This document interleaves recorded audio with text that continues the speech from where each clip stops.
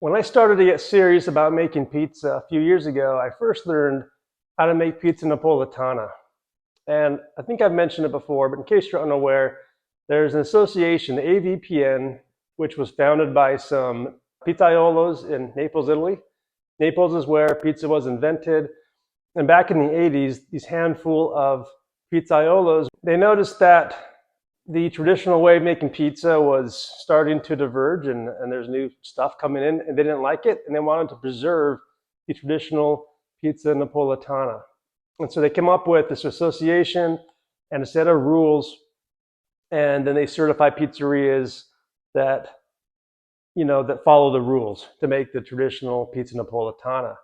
And I was always really amazed by how simple it is. They don't give you a lot of leeway. They have some rules you've got to follow, and they're pretty tight.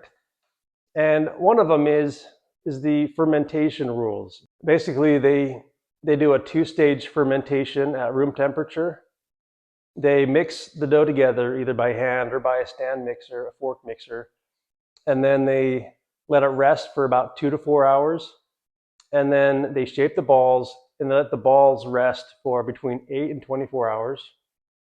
And then they bake it, and that's it. They don't use any cold fermentation. They don't use refrigerators.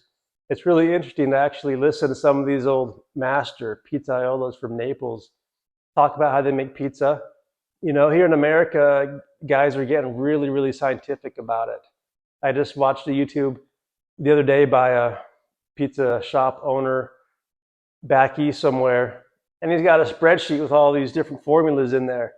And so he takes the temperature of the air, the humidity, the pH of the water, and it counts for like how much the temperature is going to rise when you're mixing it and everything. All these different factors are plugged in, so he knows exactly what temperature of water to add in order to get dough that is the exact same temperature every single time.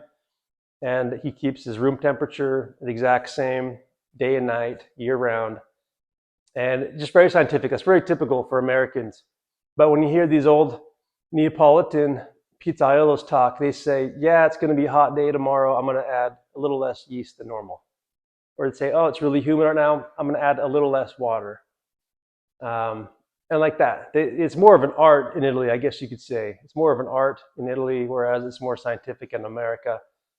But they keep it simple. There's an old expression among the Italian chefs. They say less is more. And the Neapolitan pizza is so basic, yet so good, in my opinion. And so one of the things that they do, like I mentioned, they only do the warm fermentation. And so when I started to study New York pizza, I learned that everybody's doing cold ferments. So that's what I've been doing forever and ever. I mean, these last couple of years since I've been making New York style pizza. But I've always wondered how a cold ferment would size up with a warm ferment. And so I finally got around to doing it. I made 2 dough balls, one with my regular overnight cold ferment. I mixed the ingredients together, let it rest at room temperature for about 45 minutes, shaped it into a ball, put the ball in the fridge, let it ferment overnight for about 16 hours. No, it was actually about 15 hours. Took it out and let it rest at room temp for about 2 or 3 hours, maybe even closer to 4 actually. It's kind of cold in my house right now. But then the second dough ball, I just added way less yeast. For this one dough ball, I added 0.1 grams of instant yeast. And I let it ferment at room temperature, which is about 70 degrees right now, 70, 71 on average, overnight for about 17 hours total before I baked it. And that was the experiment. Take a look. You can tell that they look pretty much the same. They felt the same to me.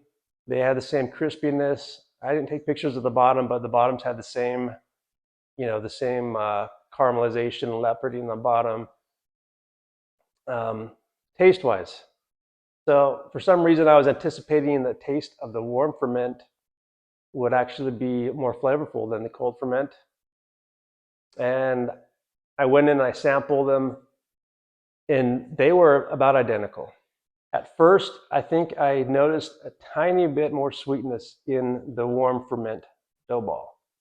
It seemed like I had a tiny bit less bitter aftertaste, and but I kept trying it over. I went back and forth, back and forth, back and forth, and after a while, I couldn't tell any difference at all.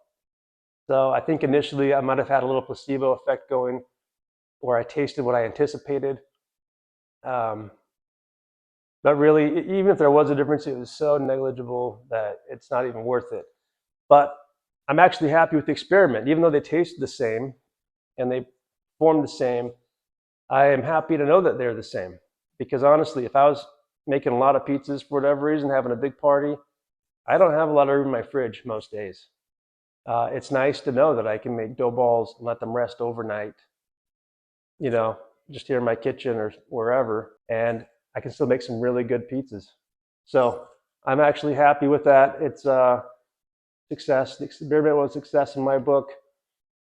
Let me know what you've done. I like to keep things as simple as possible, and fermenting a dough ball at room temperature is really, really simple. So kind of interesting. Let me know if you've done warm ferments and if you've seen any different results. Thanks.